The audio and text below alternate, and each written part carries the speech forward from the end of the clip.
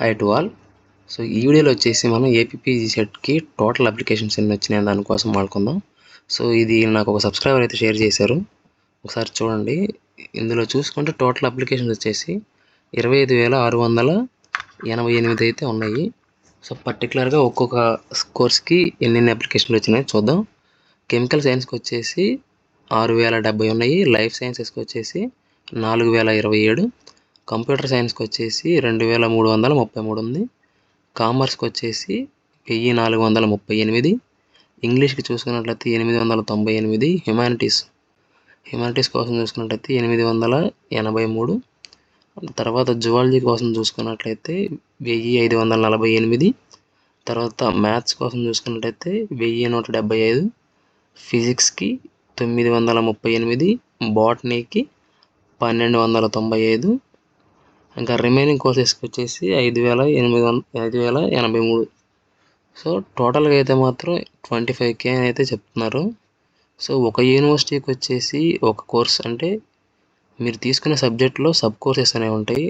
So ఆ sub courses అన్నిటికీ కలిపి ఒక ఇన్ని సీట్స్ అని ఉంటాయి. ఆ సీట్స్కి ఇక్కడ ఉన్న ఈ అప్లికేషన్స్ అన్నీ కూడా సో సిమిలర్గానే ఉంటాయి అన్నమాట. అంటే ఎట్లా అంటే ఇక్కడ చెప్తున్నారు చూడండి, 1:1 కాంపిటీషన్ అనేది 1:1 ఉంటుందని చెప్పి చెప్తున్నారు. అంటే ఒక సీట్కి ఇద్దరే కాంపిటీషన్ ఉన్నట్లుగా చెప్తున్నారు.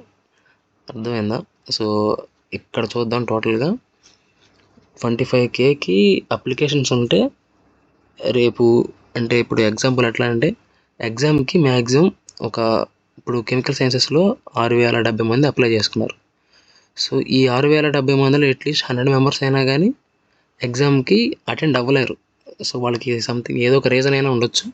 ఆ రీజన్ వల్ల ఒక 100 మెంబర్స్ అన్నా కానీ డ్రాప్ అయిపోవచ్చు అనమాట.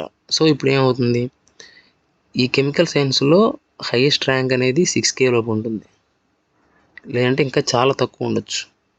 ఒకవేళ క్వాలిఫై అయిన వాళ్ళు కనుక తక్కువ మంది ఉంటే ర్యాంకింగ్ అనేది ఇంకా తగ్గిపోవచ్చు అనమాట. సో లైఫ్ సైన్స్లో చూద్దాం. లైఫ్ సైన్సెస్లో అయినా అంతే సేమ్. ఎగ్జామ్కి అటెండ్ అయ్యే వాళ్ళని అట్లాగే క్వాలిఫై అయిన వాళ్ళని బట్టి బేస్ చేసుకొని ఇంకా ఈ మిగతా ర్యాంకింగ్ సిస్టమ్ అయితే ఉంటుంది. ఇప్పుడు నెక్స్ట్ చూడండి, ఇక్కడ కెమికల్ సైన్స్కి, లైఫ్ సైన్స్కి, కంప్యూటర్ సైన్స్కి, కామర్స్కి, జువాలజీకి, ఆ తర్వాత బాటనీకి, తర్వాత మ్యాథ్స్కి. సో వీటికి ఏంటంటే ఎక్కువ కాంపిటీషన్ ఉంటుంది. ఓకేనా? ఇక్కడ చూడండి, ఇంగ్లీష్కి, హ్యుమానిటీస్కి, తర్వాత ఫిజిక్స్కి అంటే కాంపిటీషన్ అంటే తక్కువ ఉంటుంది. ఇంకా రిమైనింగ్ కోర్సెస్కి కూడా అంతే కాంపిటీషన్ తక్కువ ఉంటుంది. ఇప్పుడు చూద్దాం, ఫిజిక్స్ ఉంది. ఫిజిక్స్లో మీకు మ్యాక్సిమం వస్తే ఇంకా ర్యాంక్ అనేది హైయెస్ట్ 938 ఉంటుంది, లేదంటే ఇంకా అంతకంటే తక్కువ ఉండొచ్చు. సో మీరు క్వాలిఫై అయ్యే వాళ్ళని బట్టి ఈ ర్యాంకింగ్ అనేది మారిపోతుంది అనమాట. సో అంటే సిమిలర్గా ఎట్లా అంటే ఒక సీట్కి ఇద్దరే కాంపిటీషన్ ఉంటారు, అంటే ఒకళ్ళు కాకపోతే ఇంకొకళ్ళకి అన్నట్టుగా ఉంటుంది. ఓకేనా? అర్థమైందా? సో ఇదైతే గుర్తుపెట్టుకోండి.